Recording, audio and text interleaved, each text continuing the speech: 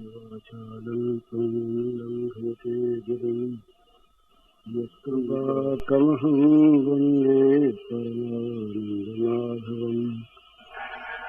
श्रीमन्मदनगोपालं बृन्दारण्यपुरन्दरं श्रीगोविन्दं प्रपद्येऽहं दीनानुग्रहकारकम्।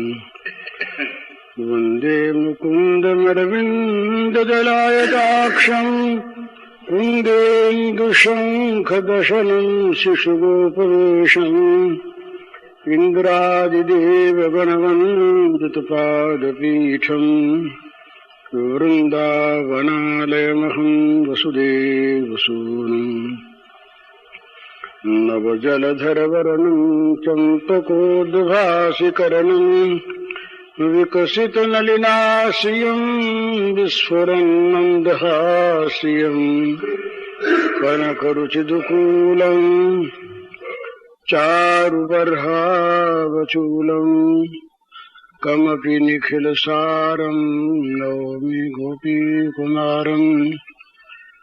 वंशीविभूषितकरान्नवनीरदाभात् पीताम्बरादर्णबिम्बफलाधरोष्ठात् पूर्णेन्दुसुन्दरमुखादरविन्दनेत्रात् कृष्णात् परं किमपि तत्त्वमहं न जाने।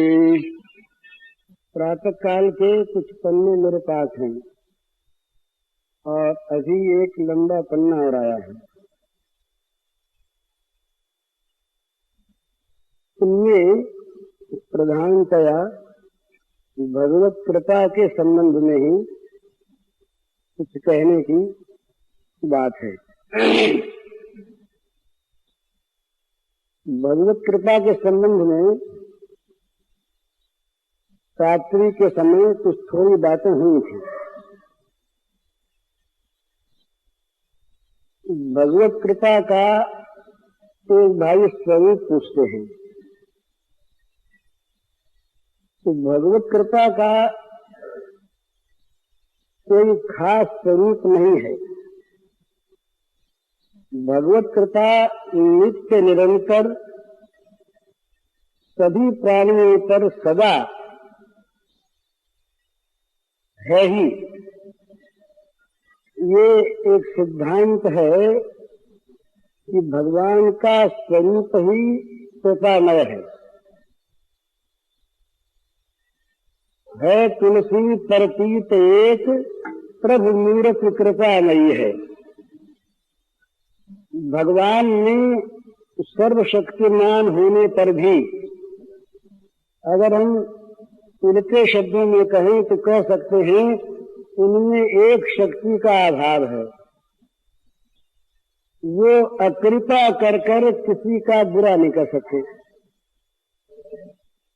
भगवान किसी पर अकृपा करके किसी का बुरा कर दें, अमंगल कर दें, इस प्रकार की शक्ति का भगवान में अभाव है।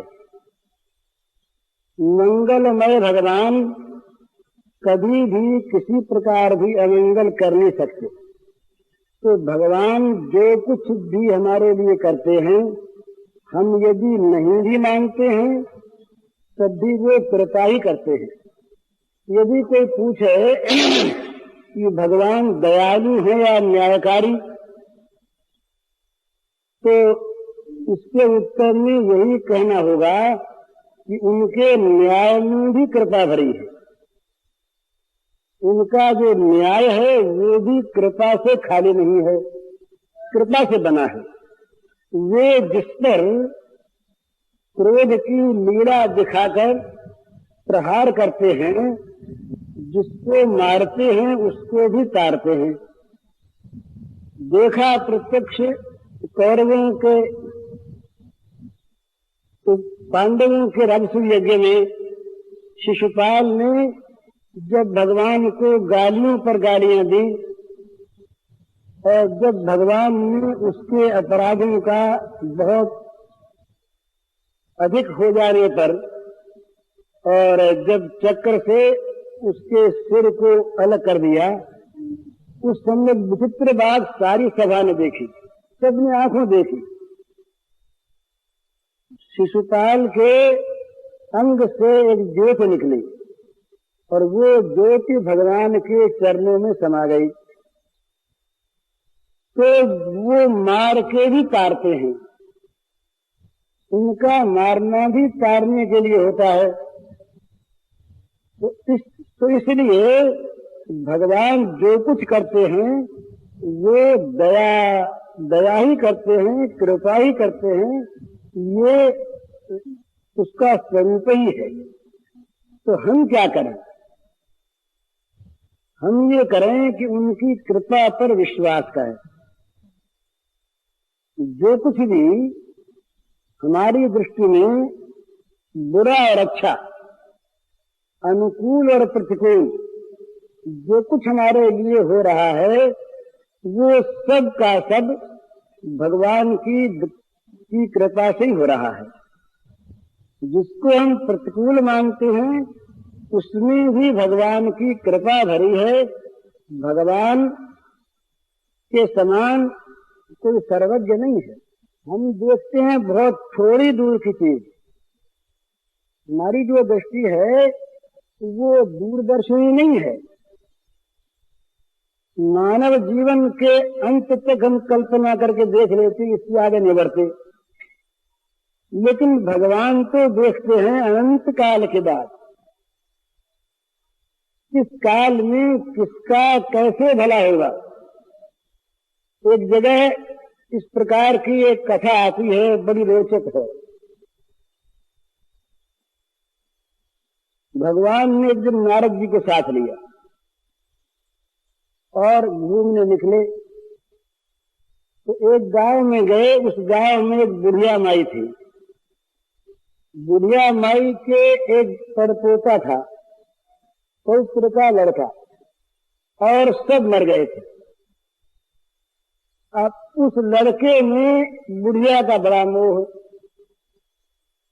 वो उसे बड़े स्नेह से पालती थी, बड़ी अच्छी भगवत भक्त, भजन करती। पर उस बच्चे में बड़ा स्नेह था, बड़ी ममता थी। वो बच्चे को लेकर ही रात दिन उसमें तल्लीन रहती। तो भगवान गए नारद जी के साथ, दो साधु गए, साधु के वेश में गए। तो बड़ा अच्छा उसने स्वागत सत्कार किया, महात्माओं का खिलाया पिलाया। जब महाराज वहां से चलने को निकले तो उस बच्चे को मार डाला। नारद जी ने कहा, महाराज, नारद जी ने चुपके से कान में कहा, ये क्या किया आपने? इतना स्वागत सत्कार किया और उसका फल आपने ये दिया? तो तुम चलो आगे बताएं। आगे बढ़े साहब। तो गए एक जगह, तो एक सज्जन का मकान था, वहां बड़ा स्वागत सत्कार उनका हुआ। और स्वागत सत्कार होने के बाद खा पी कर जब वहां से चलने लगे तो वहां का एक हार उठाकर ले चले। महाराज ने कहा, महाराज ये क्या किया आपने? फिर कहा, चलो सुनिए। ये जितने दृष्टांत होते हैं ना, ये एक देशी हुआ करते हैं, इनसे सब अर्थ नहीं लेने चाहिए। फिर साहब आगे बढ़े तो एक बड़ी सुंदर अच्छी बिल्डिंग थी, पहरा लग रहा था। वहां जाने लगे तो पहरेदार ने रोका, कहाँ जा रहे हो? तो कहा, बाबू से मिलना है। तो कहा, बाबू अभी आराम कर रहे हैं, नहीं मिल सकते। मिलना है जरा, जोर से कहा तो दरबान ने धक्का दिया गला पकड़ के, तो महाराज जी गिर पड़े। वहां से जब चलने लगे तो हार वहां डाल दिया। नारद जी ने कहा, महाराज ये क्या किया? यहाँ जहाँ धक्के लगे मार पड़ी, वहां तो आपने हार डाल दिया। और जहाँ स्वागत सत्कार हुआ वहां हार ले फिरे। तो बुढ़िया मैया बिचारी ने इतनी सेवा की, उसके बच्चे को मार दिए। तब भगवान ने कहा, अच्छा चलो हमारे साथ। तो ले गए वैकुंठ में। वैकुंठ में देखा तो वो बच्चा जो था वो भगवान का पार्षद बना बैठा। और 2 घंटे 3 घंटे बाद ही बुढ़िया माई वहां पर विमान में बैठी हुई और बड़ी बड़ी देवताओं के द्वारा पूजित ही चली आ रही। तो नारद जी से कहा, ये देखो इस बच्चे का तो वहां का आयु काल समाप्त हो गया था, ये तो मरता ही, और वो बुढ़िया अगर ये न मरता तो उसके मोह में मुझको भूलने लगी थी। तो ये जब मर गया तो बुढ़िया ने तमाम मन की वृत्तियों को मुझ में एकदम लगा दिया। अंत काल में उसकी वृत्ति मेरे में लगकर तल्लीन हो गई, तो वो तो मेरे यहाँ से आ गई, और इसकी मृत्यु में मैं निमित्त बना, ये भी यहाँ आ गया। तो बताओ मैंने दोनों का भला किया या किसी का बुरा किया?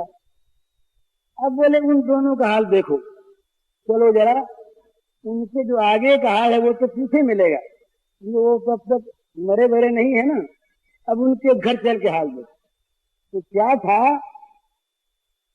जिसके यहाँ वो हार ले आए थे उसके यहाँ कुछ बदमाशों ने, शरारती लोगों ने, ठगों ने उसको अपने फंदे में ले रखा था। तो वो साधु के नाम पर, महात्मा के नाम पर, भक्त के नाम पर आते फटे ले जाते, उसको मालूम होता नहीं ठगी की चीज। अब वो हार जाने से सावधान हो गया, अब वहां पर ठगों का आना बंद हो गया बिल्कुल। तो वो बड़ी विपत्ति से बचा। और जिसके यहाँ धक्के पड़े वहां साधु महात्मा के लिए कभी कोई स्थान था ही नहीं। तो दरबार ने जाकर के हार ले जाकर बाबू को दिया, ये हार है। तो कहा कहाँ से आया? तो कहा 1-2 साधु आए थे और वो ऊपर आपसे मिलना चाहते थे। तो बोले तुमने तो निकाल दिया ना? बोले हाँ, उसी वक्त निकाल दिया धक्का दे करके। तो बोले हार कहाँ से आया? बोले हार वो डाल गए। अरे बोले तो तुमको लाना चाहिए था। अब बोले तो साधु महात्मा आया करे तो उसको हमारे पास ले आया करो, उनका सत्कार करेंगे। तो यहाँ सब समागम हो गया। अब बताओ हमने भला किया या बुरा किया? तो ये दृष्टांत है, ये लंबा चलता है, पर कहने की बात यह है कि हम देखते हैं बहुत नजदीक की चीज, भाई बच्चा मर गया तो बड़ा दुख है। बच्चे के लिए हम क्यों रोते हैं? हमारी बच्चे में ममता थी इसलिए रोते हैं। तो बच्चे बहुत मरते हैं, अड़ोस पड़ोस में मरते हैं, गांव में मरते हैं, देश में मरते हैं, न मालूम कितने बच्चे मरते हैं। पर जिस बच्चे में हमारा ममत्व है, हमारी ममता जहाँ पर है वहाँ रोते तो रुलाती है, वो ममता बच्चा नहीं रुलाता। और हम उसमें ये भूल जाते हैं कि मरकर जाने वाले बच्चे का कल्याण हुआ या अकल्याण, ये कहाँ जा रहा कहीं जा रहा। लाला बलदेव सिंह जी ने तो ये सुनी हुई बात है कि जब जवान लड़का मरने लगा तो उसके पास बैठ करके उसको समाचार देने लगे कि वहां जाके ये कहना। ऐसी घटनाएं और भी होती हैं। तो बच्चा मरता है, ये कहाँ जाता है, क्यों जाता है, इसको भगवान जानते, हम नहीं जानते। हम तो देखते हैं मर गया। 5 पांडव मर गए, उसके बाद ये देखा कि भाई अर्जुन कहाँ गया, क्या हुआ। तो युधिष्ठिर महाराज ने पता लगाया। तो पता लगाते लगाते वो पहुंचे दिव्य लोक में। वहां जाकर के देखा कि भगवान स्वयं शरीरधारी वहां विराजमान है और भगवान के आयुध और भगवान के आभूषण शरीर धारण किए हुए सेवा कर रहे हैं, और उन्हीं में अर्जुन है। तो यहाँ तो अर्जुन मरा, तो अर्जुन मर के गया कहाँ? तो इसलिए जो कुछ भी यहाँ पर भला बुरा हमको प्राप्त होता है उसमें भगवान हमारा मंगल करते हैं। उस मंगल को हम समझते नहीं, भगवान जानते हैं। इसलिए प्रत्येक फल भोग में भगवान की दया का अनुभव करना चाहिए। ये कृपा के अनुभव करने का एक रूप। स्वरूप क्या है कि अपना पुरुषार्थ, अपना बल, ये जब तक भगवत कृपा से अलग है तब तक वो विनाशी बल है और वो बल हमारे अंदर अभिमान पैदा करने वाला है। मनुष्य सफलता में अभिमान किया करता है, मैंने ये काम किया और मैं सफल हो गया, मैंने धन कमा लिया, मैंने राज्य प्राप्त कर लिया, मैंने अधिकार प्राप्त कर लिया, मैंने अमुक काम कर लिया। जब जब मनुष्य को सफलता मिलती है तब तक वो भगवान को भूलकर अहंकार की पूजा करता है। वो उसमें जो बल आता है काम करने का वो भगवान से आता है और भगवान की शक्ति से ही बुद्धि आती है ठीक, और उस बुद्धि से ही वो ठीक काम करता है और उस बुद्धि से काम करने पर ही सफलता मिलती है।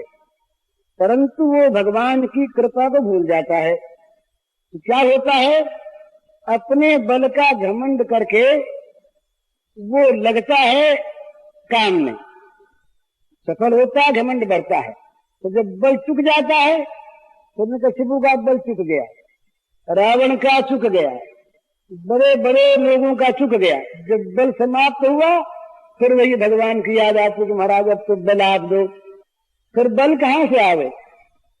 तो भाई कहने की बात यह है कि असली बात, सच्ची बात तो यह है कि जो कुछ भी हम कर सकते हैं वो भगवान की कृपा के बल से करते हैं। न कोई माने तो भाई जब तक बल है तब तक करते रहे, फिर तो उधर देखना ही पड़ेगा, क्योंकि वो शक्ति का केंद्र वहां है। वो जहां से बिजली का पावर आता है वो पावर हाउस एक है, वहां से अगर शक्ति न आवे तो चाहे बल्ब लगा रहे उसमें रोशनी होगी नहीं। तो शक्ति वहां से आती है, तो भगवान की कृपा के बिना कुछ होता नहीं।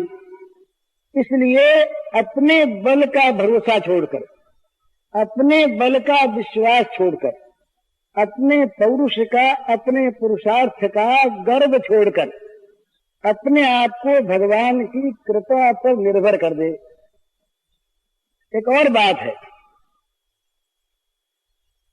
कोई आदमी अगर ये समझे कि हम तो भगवान की कृपा पर निर्भर हो गए, अब भगवान जब मिलेंगे तब मिल ही जाएंगे, प्रेम प्राप्त होगा तब हो ही जाएगा, उसके लिए हम व्याकुल क्यों हैं?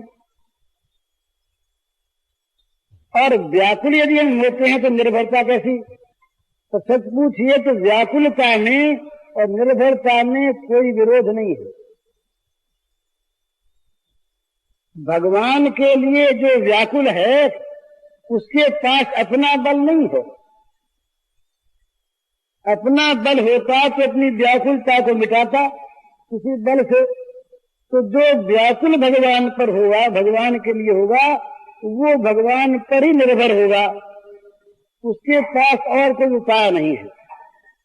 और जो निर्भर होगा भगवान पर कि भगवान की प्राप्ति भगवान की कृपा से होगी, वो भगवान की प्राप्ति के लिए निराश होकर नहीं बैठेगा, वो व्याकुल हो जाएगा। तो इससे एक बात सिद्ध ये समझ लेने की है कि जिसको भगवान की पर निर्भरता है वो आलसी नहीं है, वो साधनहीन नहीं है, वो कुछ साधन को छोड़ बैठा हो। जिसको भगवान की कृपा पर विश्वास है वो हाथ पर हाथ रख के बैठ गया, ये बात नहीं है। वो भगवान की दी हुई जितनी ताकत है उस सारी ताकत को लगाकर एक तरफ वो पूरा साधन करता है, ऐसा नहीं है। वो साधन भी आता है कृपा से ही, तो साधन बनता भी है कृपा से ही, तो साधन में सिद्धि भी होती है कृपा से ही। ये विशेषता भगवान, एक आदमी के पास नाम जप करने के लिए जीभ है और माला है, परंतु किसी रोग से वो बेहोश हो गया। अब साधन और उसके पास माला और जीभ होने पर भी करे नाम जप, नहीं कर सकता। तो वो साधन भी आता है कृपा से, उस साधन का उपयोग भी होता है कृपा से, तो साधन का फल भी मिलता है कृपा से। तो वो तीनों प्रकार से भगवान की कृपा का आश्रय करता है। जो कुछ भी उसको साधन प्राप्त है वो कृपा से प्राप्त हुआ, और साधन का उपयोग कर सकता है वो कृपा से। साधन तो है और बुद्धि बिगड़ गई, बुद्धि बिगड़ गई। अब मंदिर भी घर में बना हुआ है, भगवान की पूजा भी है, गीता जी की पुस्तक भी घर में है, रामायण भी है, उपदेश करने वाले संत महात्मा भी है, पर बुद्धि गई बिगड़। तो साधन का प्रयोग कौन करे? साधन सामग्री तो सारी अपने पास है। तो साधन सामग्री भी भगवान की कृपा से मिलती है, तो साधन सामग्री का प्रयोग भी भगवान की कृपा से होता है। और साधन में जो विघ्न नहीं आता ये भी भगवान की कृपा से नहीं आता, और साधन का जो फल मिलता है वो भी भगवान की कृपा से मिलता है।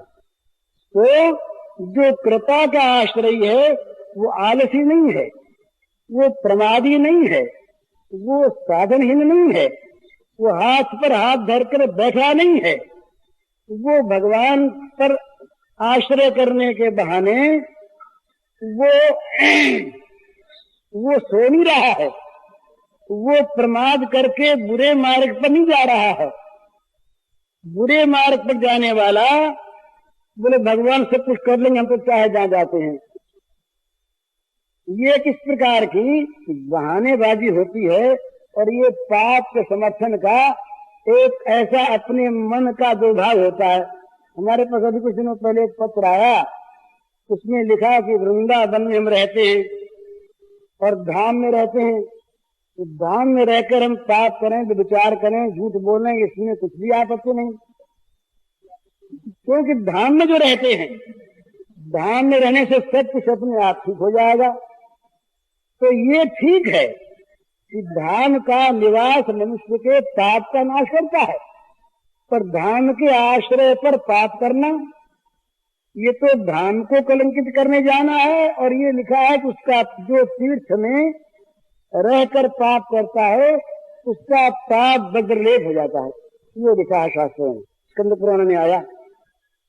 तो इस प्रकार से यदि कोई ये कहे कि हमने तो भगवान की कृपा का आश्रय ले लिया,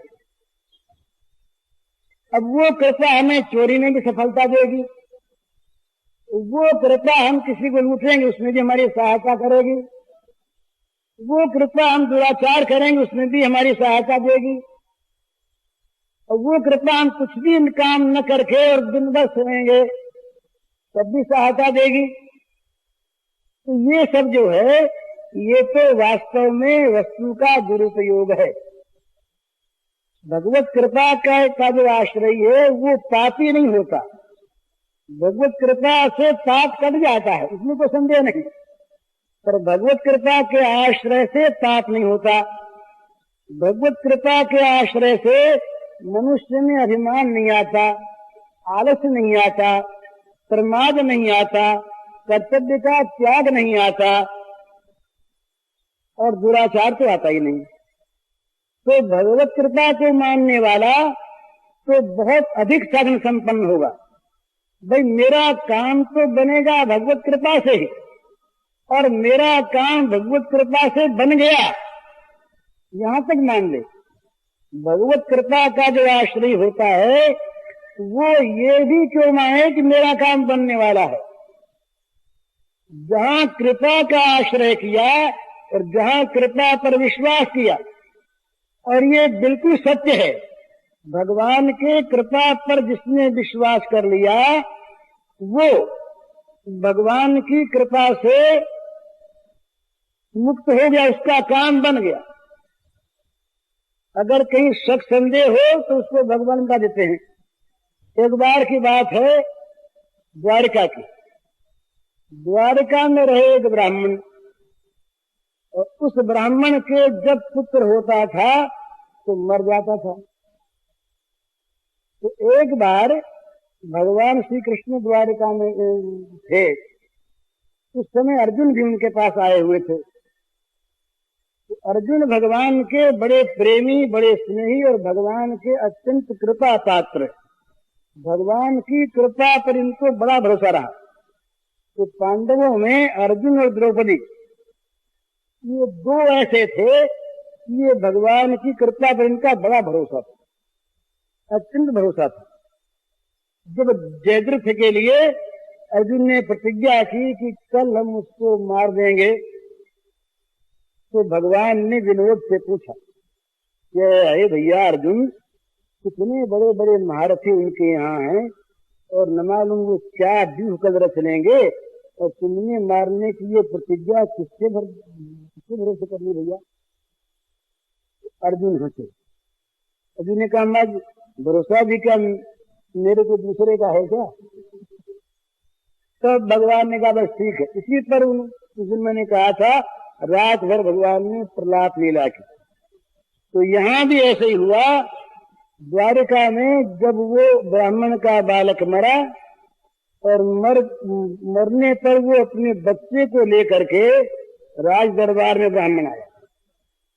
उस जमाने की बात थी जिस जमाने में पिता रहते बच्चा क्यों मर गया ये समस्या आई, मरता नहीं था, और मर गया तो जरूर राजा का पाप है, शासन का पाप है। तो बच्चे को लेकर के वो ब्राह्मण आया और ब्राह्मण ने आकर के कहा कि देखो ये कितने असमर्थ हैं, कितने अयोग्य हैं कि इनके राज्य में और मेरा बच्चा मर जाता। तो इनको जरा अपने गांडीव का बड़ा दर्प रहा अर्जुन को, स्वाभाविक। अर्जुन ने कहा महाराज अब की बच्चा आपके हो तो मुझसे कहना, मैं अर्जुन हूं। था भगवान की कृपा के भरोसे सारा। तो बोले भाई अगर तुम न बता सके तो न बता सका तो मैं जल मरूंगा, कह दिया। और साहब अर्जुन वहां पर रहे ही, बच्चा होने वाला था। तो ब्राह्मण ने आके कहा अर्जुन से कि महाराज बच्चा होने वाला। तो अच्छा मैं चलता हूं। तो अर्जुन गए। अर्जुन ने जाकर वहां पर अपने गांवों का इस प्रकार का एक पिंजर बनाया जिसमें काल का प्रवेश नहीं हो सकता। तो स्वयं बाहर गांधी लेकर के बैठ गए, आवेगा तो हम देख लेंगे, हम देख जा नहीं सकता। महाराज काल की गति, भगवान की लीला, आश्चर्य हुआ कि बच्चा मरा नहीं, गायब हो गया। तो वो ब्राह्मण आकर के अर्जुन को धिक्कारने लगा कि अरे अब तक तो बच्चे की मैं लाश देख लेता था, ये तो मन में था कि मेरा बच्चा होकर के मर गया, चलो उसको गाड़ी आऊं। अब की बात तो तुम्हारे इंतजाम में ये हुआ कि बच्चे की लाश तक मुझे देखने को नहीं मिली, अब मैं क्या करूं? अर्जुन बड़े संतुष्ट, क्या करें? कहा भाई चिता बनाओ, क्या करें?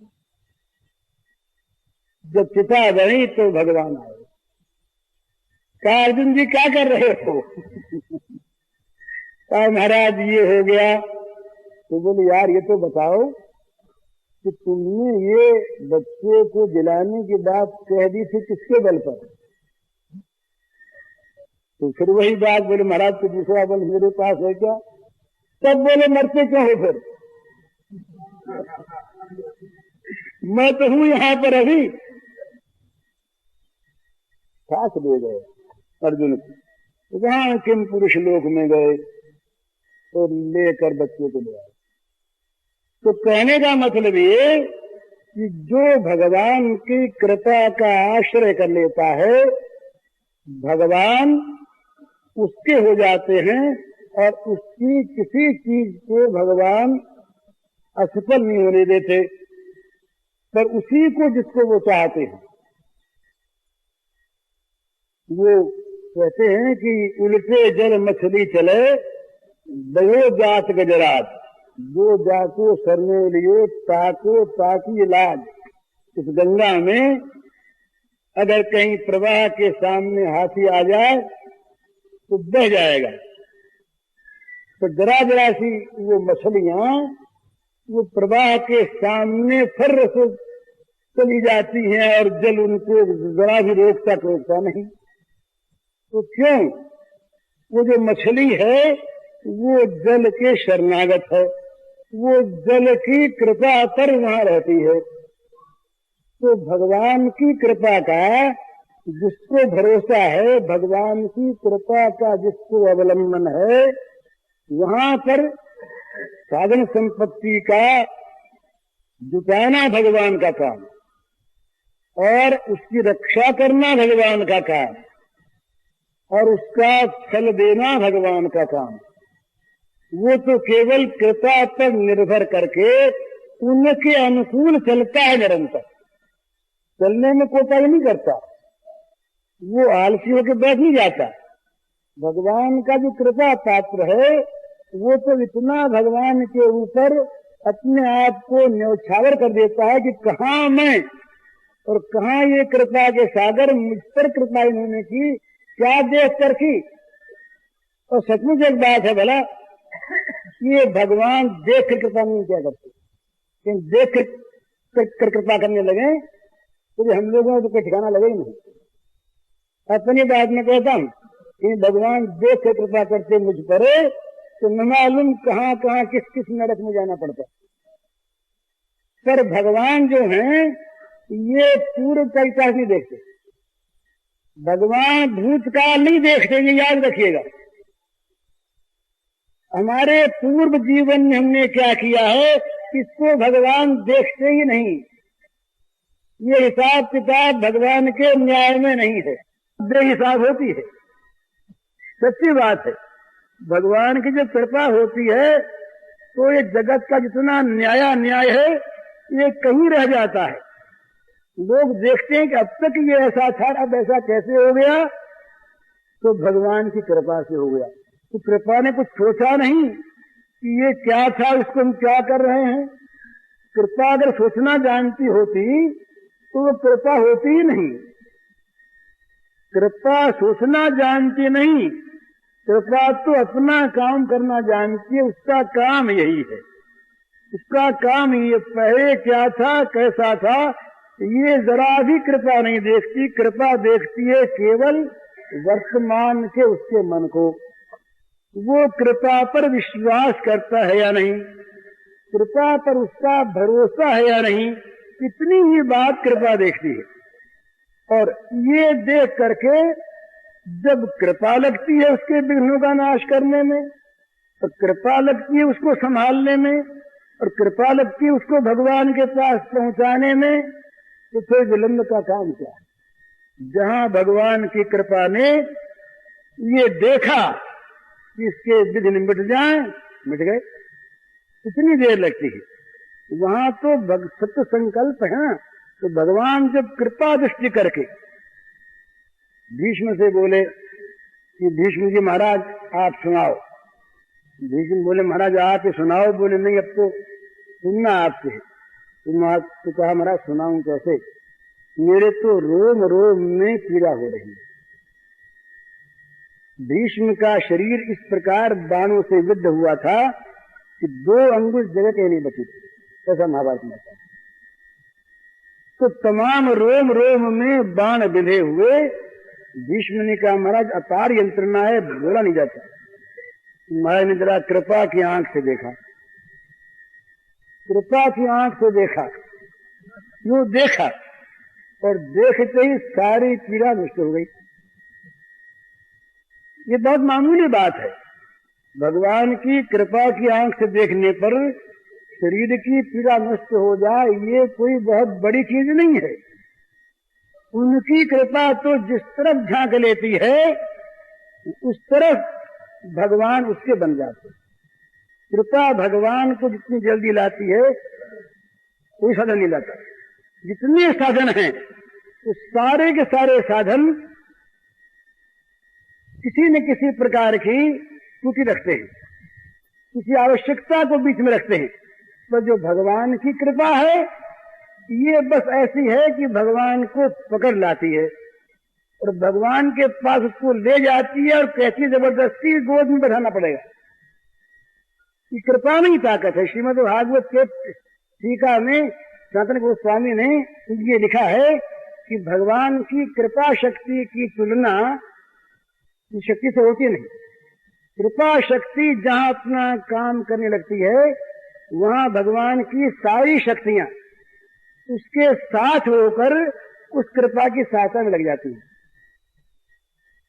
तो भगवान की कृपा जो ऐसी है वो फिर क्यों ही मिलती? क्या भगवान की कृपा में वैषम्य है? एक को मिले एक को नहीं? बोलना ऐसी बात नहीं। ऊर्ध्वम सर्वभूतानां, तो फिर क्यों नहीं मिलती? इसीलिए नहीं मिलती कि उस पर विश्वास नहीं करते। कृपा पर विश्वास करो तो कृपा मिली हुई है, कृपा पर विश्वास न करो तब भी कृपा तो है ही, पर कृपा का जो सुंदर सुंदर अनुभव है वो हमें नहीं हो रहा है। एक बात सुनाई उन्होंने कि भाई एक आदमी था, वो आदमी जंगल गया था, जाके आया, कुएं पर गया, हाथ धोया तो वो भूल गया था दातुन। किसी ने नाच दतुन दे दी उसी समय, तो वो नाच उठा। तो देखो ना कितना ख्याल करते हैं, मामूली मामूली बात का दतुवन में भूल गया तो पहुंचा दिया। अब वो दतुवन की बात छोटी थी तो उसने उस कृपा को समझ लिया, बस समझ में आ गई कृपा, अब वो तो निहाल हो गया। इसी प्रकार से ऐसी घटनाएं हमारे जीवन में न मालूम कितनी होती हैं।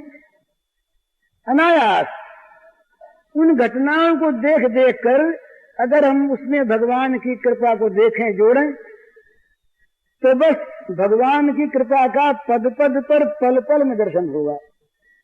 कितनी बार अपने जीवन, सबके जीवन में ऐसी बातें आती हैं और उसको हम उस जगह लेते नहीं। दत्वन भेज दिया ना, इसी प्रकार न मालूम वो क्या क्या भेजते हैं, कैसे कैसे बचाते हैं, कैसे कैसे रक्षा करते हैं, कैसे कैसे हमको चीज देते हैं, बनाते हैं।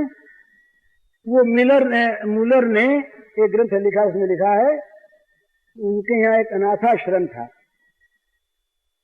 उसमें 250 अनाथ थे। अब तो उनका बहुत बड़ा हो गया है, वो अब तो करोड़ों रुपए साल में खर्च होते हैं। वो लंगड़ा आदमी था, बड़ा भगवत विश्वासी। तो आश्रम था, अनाथाश्रम, 250 उसमें अनाथ थे। एक दिन खाने को कुछ नहीं, पहले भी मैंने कहा था कुछ भी खाने को नहीं। तो वहां जो भंडारी था, रसोईया, खाने को देने वाला, उसने आकर के कहा कि कुछ खाने को नहीं। 9:45 का सामान है नहीं, रसोई कुछ बनी नहीं, 9:45 में घंटी बजा करती है उन विद्यार्थियों के लिए, तो क्या करें? मुलन ने कहा घंटी बजा दो। उसको बड़ा आश्चर्य हुआ कि घंटी तो बजा देंगे पर ये बच्चे खाएंगे क्या? घंटी बजा दी, 2 घंटी और बजती थी। जब 5 मिनट बाकी रही तो दूसरी घंटी का टाइम हुआ तो फिर आया, बोले इंतजाम तो कुछ हुआ नहीं है, क्या करें? बोले घंटी बजा दो। अत्यंत सरल विश्वास से कहा घंटी बजा दो। घंटी बज गई।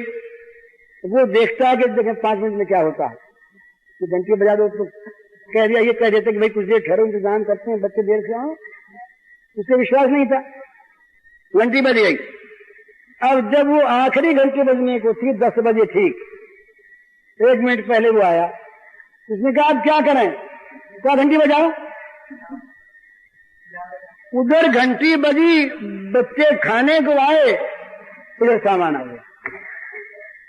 और सामान लाके उसने ये कहा कि भाई एक दावत थी जगह पर, कोई पार्टी थी होटल में, और वो पार्टी किसी कारण से हुई नहीं।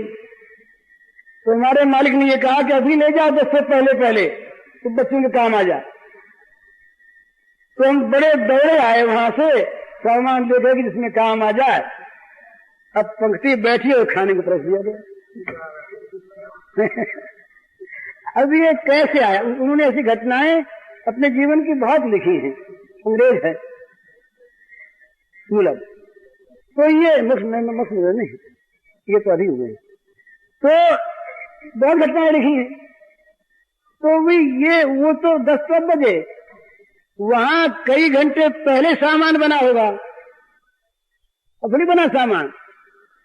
सामान कई घंटे पहले बना तो ठीक समय पर आ गया। तो भगवान की कृपा पर जिसका विश्वास होता है, भगवान अपने आप उसको देखते हैं, और अगर नहीं आना होता तो प्रयत्न करने पर नहीं आएगा, विघ्न हो जाएगा, आया हुआ नष्ट हो जाएगा, मिला हुआ मिट जाएगा। तो दोनों में ही भगवान की कृपा काम करती है। इसलिए जो भगवान की कृपा पर विश्वास करते हैं वो तीन बात मानते हैं कि मेरे पास जो कुछ है साधन संसार का या परमार्थ का, वो भगवान की कृपा से मिला है, और मैं इस साधन के द्वारा जो कुछ कर रहा हूं वो भगवान की कृपा से कर रहा हूं, और इसका जो कुछ भी फल मिलने वाला है या नहीं मिलने वाला है वो भगवान की कृपा से होगा। तो साधन में कृपा, साधन के उपयोग में कृपा, और साधन के फल में कृपा।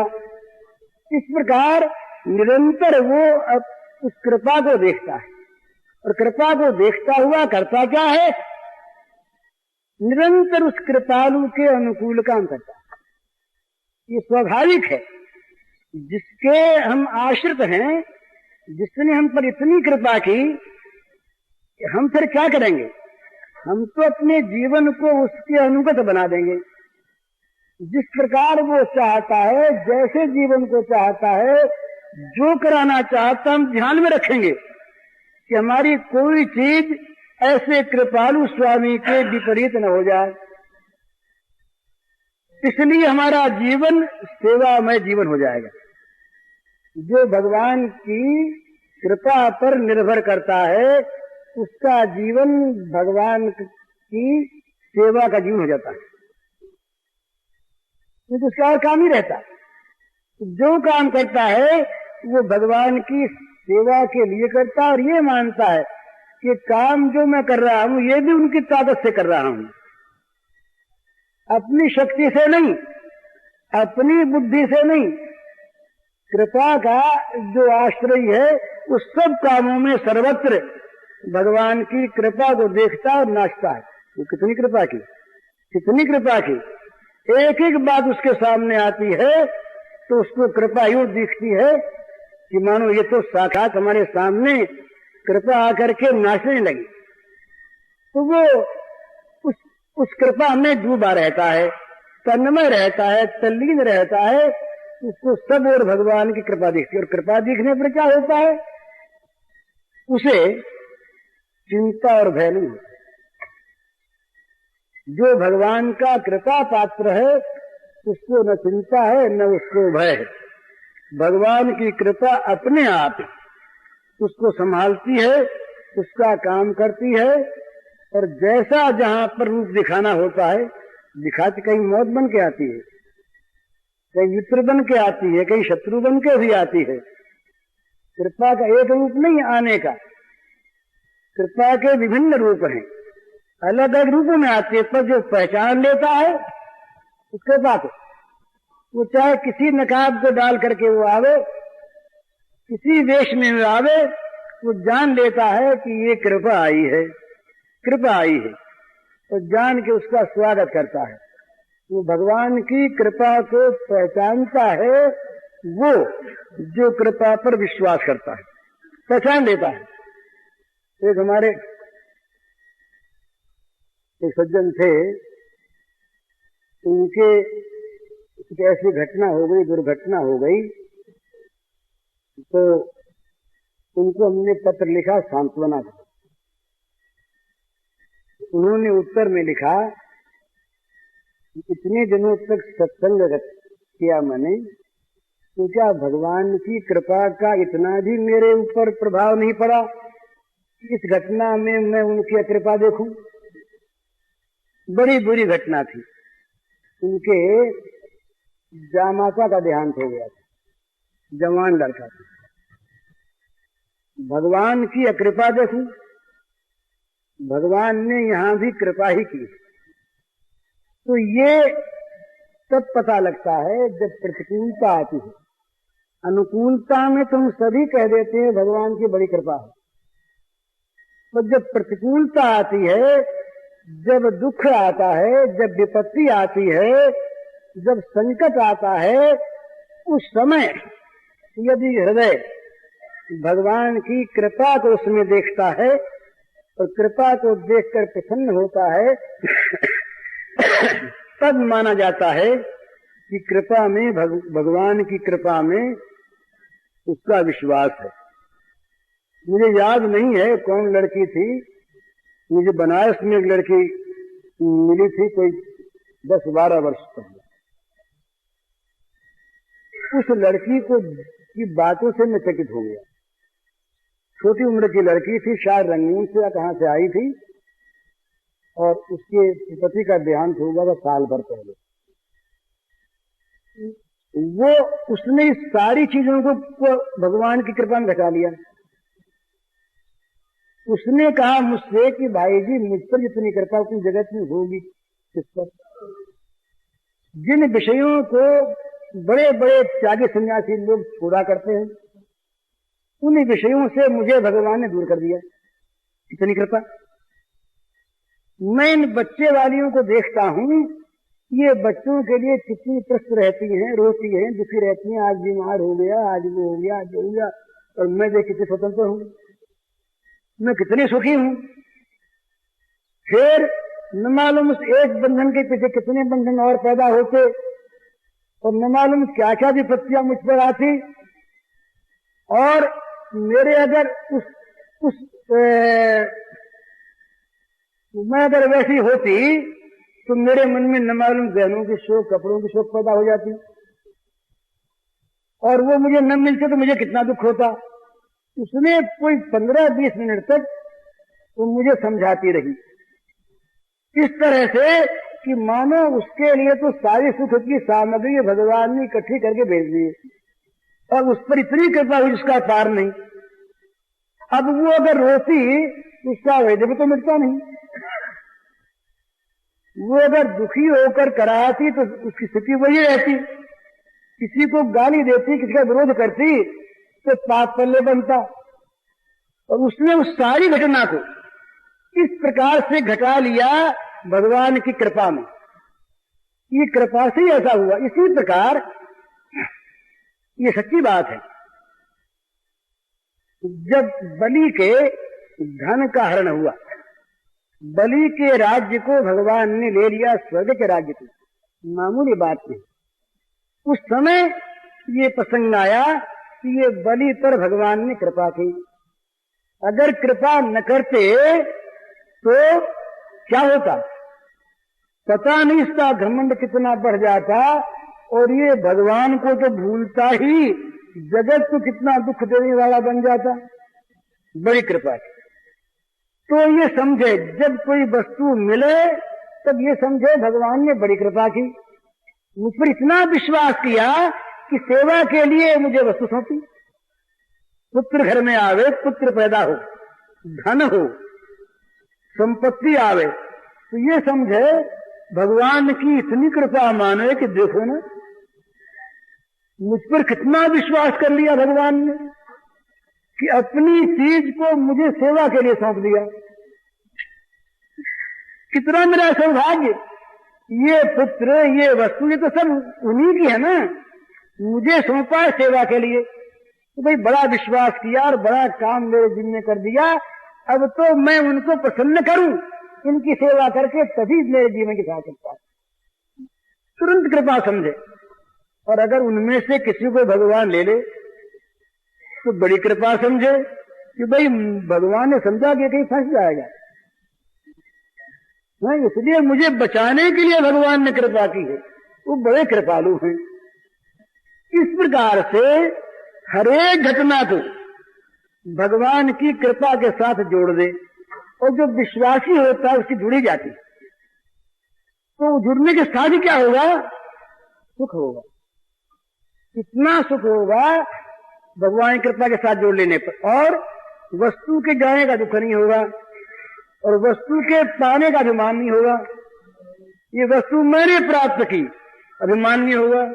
वस्तु पर ममता नहीं होगी, ममता में उनसे आसक्ति नहीं होगी, वो नहीं होगी तो बंधन नहीं होगा, और फिर उसके बिछुड़ने पर कभी दुख नहीं होगा।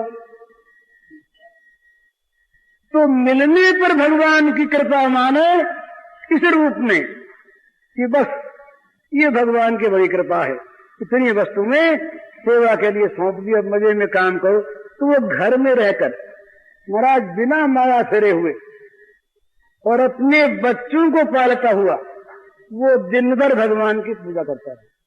अगर ये भाव है तो दिन भर घर का प्रत्येक काम भगवान की पूजा, झाड़ू देने से लेकर जितना काम, वो सब का सब भगवत पूजा, क्योंकि वो भगवान की पूजा के लिए घर में रहता है। घर भगवान का मंदिर, जितने घर के मेंबर्स वो सारे के सारे भगवान के स्वरूप, जितनी वस्तुएं वो सारी की सारी भगवान की सामग्री। हम क्या हैं? उन वस्तुओं को संभालने वाले, सेवा करने वाले, ईमानदारी के साथ सेवा करें, अपना माने नहीं। न उस घर के नफे में हमारा हक है, और न उस घर की संपत्ति पर हमारा स्वामित्व है, और न उस घर के तमाम मेंबरों से हमारा कोई ममत्व का संबंध है। मानो सभी राम के नाते, बस भगवान के नाते से इनका नाता है, नहीं कोई नाता नहीं, नाता कोई है ही नहीं।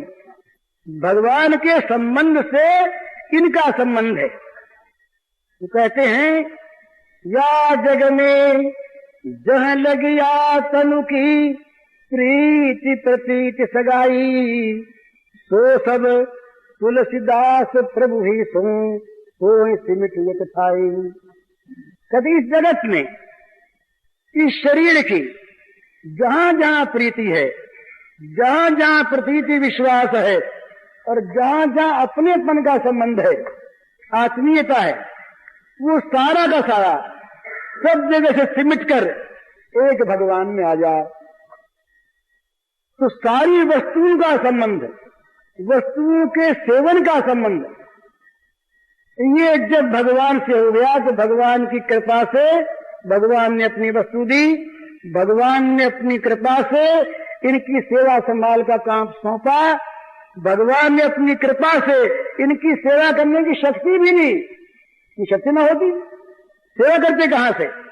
अब ईमानदारी भगवान ने दी कि ईमानदारी से अपना न मानते हुए, ममत्व न करते हुए, आसक्ति न करते हुए, भगवान की चीज भगवान के लिए, भगवान की दी हुई शक्ति से हमारे द्वारा सेवित होती रहे बस। और जब चली जाए चीज तो बहुत आनंद। अरे हमने तो मतलब उन भगवान से है ना। तो सोचिए किसी व्यापारी के दुकान की 20 जगह ब्रांचेज हैं, शाखाएं हैं, और सब में अलग अलग मुनीम हैं, मैनेजर हैं। भाई यहां रुपए की लागत नहीं है और उस दुकान में लागत है।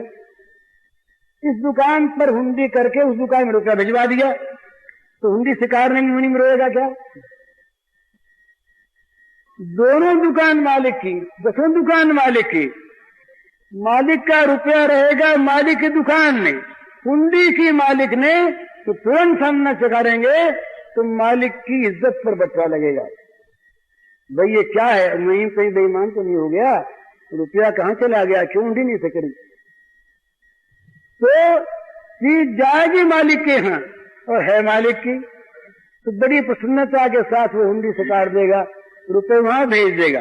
इसी प्रकार से जब वस्तु जाए तब समझे कि भगवान ने बड़ी कृपा की, मुझे बड़ा ईमानदार माना। वो देख रहे हैं कि रुकिए कहीं अपना तो ईमान है इसने, ये ईमानदारी की परीक्षा कर रहे हैं कि क्या बात है। जब हमारे कोई दुख आता, संकट आता, कोई वस्तु जाती है, उस समय अगर हम उसको रखना चाहते हैं या किसी चीज पर हम अपनी ममता करना चाहते हैं, अपनी मानना चाहते हैं, तो भगवान कहते हैं बेईमान हो गया। चीज हमारी थी, तुम्हें दी थी सेवा के लिए, संभाल के लिए, तुम मालिक बन बैठे, तुम मालिक तो रहेगा नहीं। हो चीज छिन जाएगी और बेईमानी का केस चलेगा उस पर, चीज रहेगी नहीं उस पर। और अपनी माना उसने तो छोड़ते हुए दुख होगा और बेईमानी का केस चलेगा, उसको दंड होगा। तो भगवान कभी कभी तो परीक्षा के लिए चीजों को लेते हैं और कभी कभी उसका ट्रांसफर करने के लिए अच्छी जगह ट्रांसफर करते हैं, तो चीजों को ले लेते हैं कि तुम्हें अब इससे अच्छा काम सौंपेंगे। अरे कहीं कोई आदमी कहीं पर नियुक्त है, उसको किसी अच्छे काम पर दे देंगे, कोई ऊंचे काम पर, तो क्या अर्ज है, बड़ी अच्छी बात है। तो इसी प्रकार से प्राप्ति में और विनाश में, वियोग में और संयोग में, मिलने में और बिछुड़ने में, जन्म में और मृत्यु में, दोनों में भगवान की समान कृपा का अनुभव करे, वो भगवत विश्वासी है। जो भगवान का उसको फिर कभी दुख क्यों होगा? वो तो जहां तक मालिक बना बैठा है ना, वहीं तक रोता है। जहां मालिकी भगवान को सौंपी और सेवक हुआ और उनकी कृपा का भरोसा किया कि मस्त हो गया, अब अपना काम करता मोर्चा यहाँ रखो तो कहीं और ट्रांसफर कर दो, हर्ज क्या है? उसके लिए कोई भी दुख की बात नहीं। हरिओम। पूज्य श्री भाई के इस प्रवचन का शीर्षक है भगवत कृपा पर अनूठी व्याख्या और इसका कैसेट संख्या है 7।